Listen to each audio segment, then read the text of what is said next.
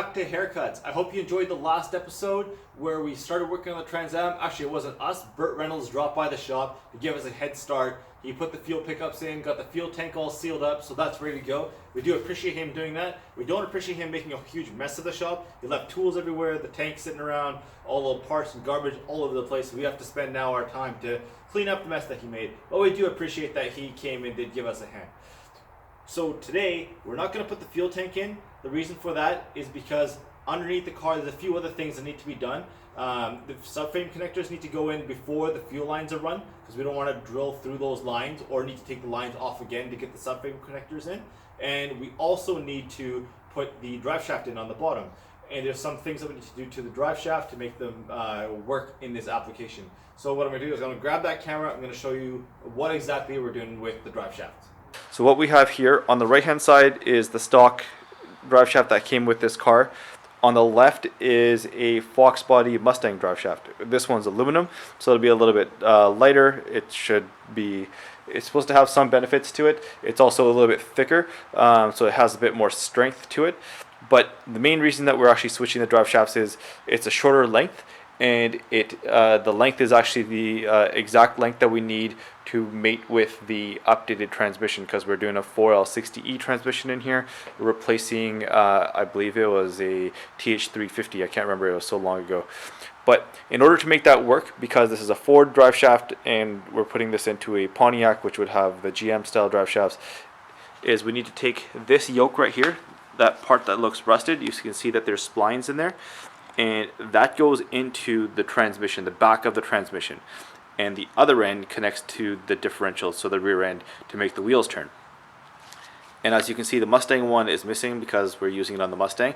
We've got our conversion U-joints over there, and those will basically allow us to use the yoke that we have here from the Trans Am on the right, and to be able to mount it there onto the Ford drive shaft.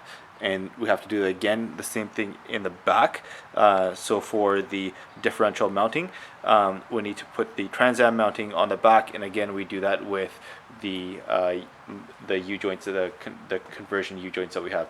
So since we don't want to waste our daylight time here to go buy some hose clamps, we're going to move over to the drive shaft, pound these out, and then get those U-joints transferred over.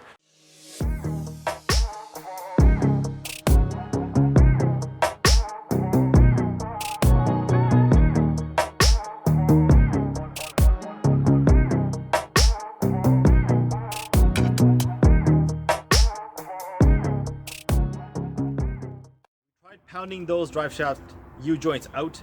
They are not coming out. They're jammed in there for some reason. We don't have a hydraulic press at home, so what we're going to do now is we've got the drive shafts in the back of the truck. We're going to make a trip down to a local shop, use their hydraulic press, get them pressed out, get the new ones put in, and then we'll come back and put them in the car. So that's what we're going to do now. And no, we did not use that sledgehammer. That was a joke. So don't use the gigantic sledgehammers on your aluminum drive shafts. It won't end well.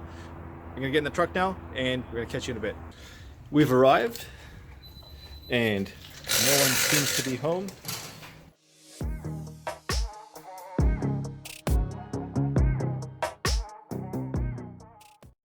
We are here to use this hydraulic press. So what we're gonna do is we're gonna put those drive shafts up there. We're gonna use this press here, and what it's doing is it's using hydraulic force to push out the U-joint that we couldn't do with the hammer.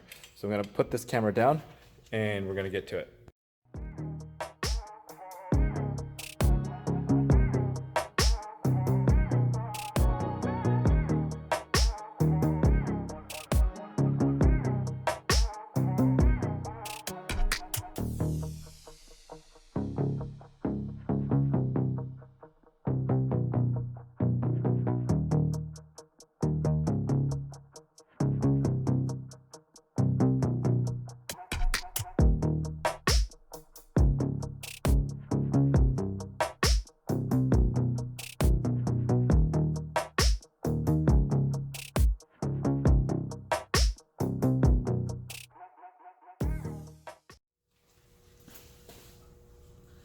So we've got the drive shaft completed here. We've got the Trans Am yoke, And we've got the Mustang drive shaft. We've got the conversion U-joint put in over here. We've got the conversion U-joint put in over here. And it's all thanks to this press. We don't have this tool at home, so it's completely very helpful for us to come here to be able to use this machine here.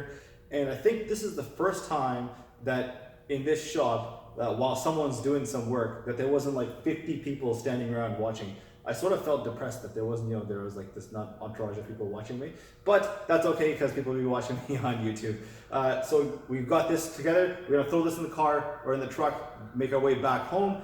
And in the next video, we'll be putting all of these parts back underneath the bottom side of the Trans Am. So thanks for tuning in. Remember to subscribe so you don't miss the next video, and we'll catch y'all later.